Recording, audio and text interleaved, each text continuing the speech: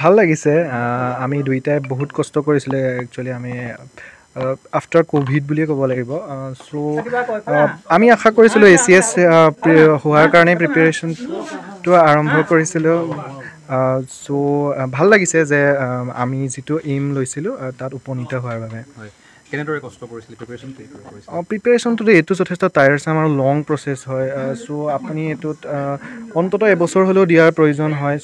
এটা ক'ম যে প্ৰিপেৰেশ্যনটো হাৰ্ড হয় আপুনি অলপমানতো কষ্ট কৰিব প্ৰয়োজন হয়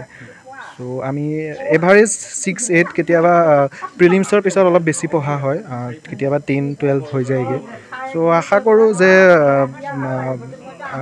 ভাল লাগিছে আৰু এইটো বহুত কষ্টৰ প্ৰচেছ আছিলে সেইটো পাৰ হোৱাৰ কাৰণে মোৰ এইটো ছেকেণ্ড এটেম্প্ট আছিলে মই যোৱাবাৰ ইণ্টাৰভিউ ফাইনেললৈকে গৈছিলোঁ কিন্তু মোৰ ফাইনেল লিষ্টত নাম অহা নাছিলে বিশেষভাৱে এই কৃতিত্বৰ আঁৰত কোন আছিলে এই কৃতিত্বৰ আঁৰত মোৰ মা দেউতা আছিলে আৰু বা আছিলে আমি দুইটা একেলগে প্ৰিপেৰেশ্যন কৰিছোঁ আৰু মই নিজকো কৃতিত্ব দিওঁ মই ইমান দিন এই প্ৰিপেৰেশ্যনটো কণ্টিনিউ ৰখাৰ বাবে আৰু মোৰ বান্ধৱী বিদিশাইও যথেষ্ট মোক হেল্প কৰিছিলে মই ভাবোঁ এইটো সকলোৰে ছাকচেছ আৰু